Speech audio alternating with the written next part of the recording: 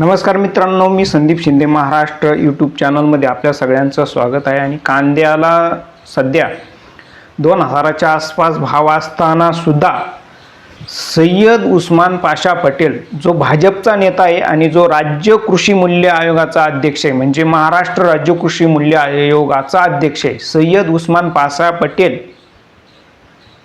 हा आपल्या कांद्याच्या भावात गडबड करणार आहे, म्हणजे कांद्याचे भाव पाडणार आहे। आणि हा एवढंच नाही तर याने बातमी द्यायला सुरुवात केलेली आहे। याने बातमी दिलेली आहे की येणाऱ्या 2 महिन्यात कांद्याची भीषण टंचाई निर्माण होणार आहे आणि ह्या बातमीतून येणाऱ्या काळात जे सध्या भाव आहे ते पाडण्यासाठी केंद्र सरकार म्हणजे नरेंद्र मोदी सरकार हे प्रयत्न करणार आहेत आणि प्रयत्न करीलच का, तर यांनी बातम्या द्यायला सुरुवात केलेली आहे। मीडियात बातम्या यायला लागलेल्या आहे की येणाऱ्या काळात 2 महिन्यात कांद्याची भीषण टंचाई निर्माण होणार आहे। काय सांगितलं त्यांनी?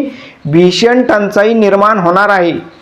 म्हणजे आता हे जे काही थोडीफार निर्यात चालू आहे ती बंद करणार, त्याच्यानंतर व्यापाऱ्यांवर निर्बंध लावणार, त्यांच्यानंतर स्टॉक लिमिट लावणार, व्यापाऱ्यांचे जे काही अकाउंट असतात ते चेक करणार, त्याच्यावर ईडीच्या सीबीआयच्या एक म्हणजे चेकिंग लावणार, परिणामी कांद्याचे भाव पाडणार।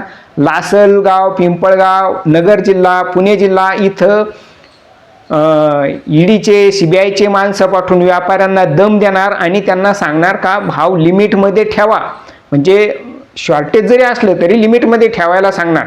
मागच्या 3 वर्षात शेतकऱ्यांनी कांदा फुकट विकला। आज जो कांदा विकला जात आहे 2000 रुपये प्रति क्विंटल, हा म्हणजे खूप भाव नाही। याच्यात फक्त शेतकऱ्यांनी जो काही भांडवल गुंतवलेलं इन्व्हेस्टमेंट केलेली किंवा जो खर्च झालेला आहे शेतकऱ्यांना कांदा पिकवायला, तेवढेच पैसे फक्त शेतकऱ्यांना मिळत आहे। म्हणजे सरकारच्या माहितीनुसार किंवा सरकारच्या आकडेवारीनुसार आज घडीला कांदा पिकवायला एका क्विंटलला 2000 रुपये खर्च येतो। मग आपल्याला फक्त 2000 रुपयेच मिळतात, म्हणजे आपण फक्त जेवढे पैसे शेतात घातलेले तेवढेच फक्त कांद्यातून मिळत आहे। खरं तर उत्पादन खर्चाच्या 1.5 भाव मिळाला पाहिजे शेतकऱ्यांना, असं स्वामीनाथन आयोगाने सांगितलेलं आहे। 1.5 म्हणजे किती होईल? तर प्रति क्विंटलला 3500 रुपये प्रति क्विंटल एवढा भाव शेतकऱ्यांना मिळाला पाहिजे। आता मिळतोय किती? फक्त 2000 रुपये प्रति क्विंटल। आणि त्याच्यात सुद्धा माती कालवायचं काम हा सय्यद उस्मान पाशा पटेल करणार आहे।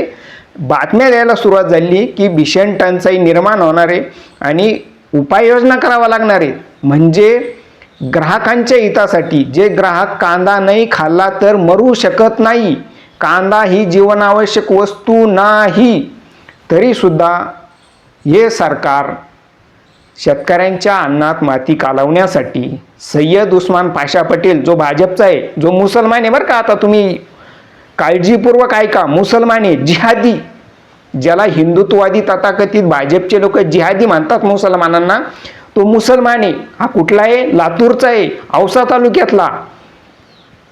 हा आता बातम्या देऊन शेतकऱ्यांच्या अन्नात माती कालवण्याचं काम करीत आहे। मी याला फोन लावलेला होता तर हा मला शहाणपणा शिकवायला निघाला आणि मी ज्यावेळेस त्याला बोलू न देता पुढं बोलायला लागलो तर हा फोन कट करून पळाला, पळकुटे।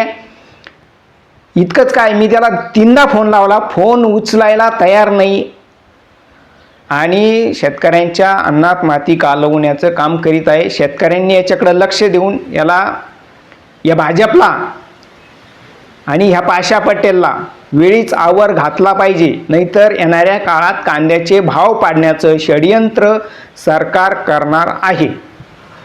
धन्यवाद।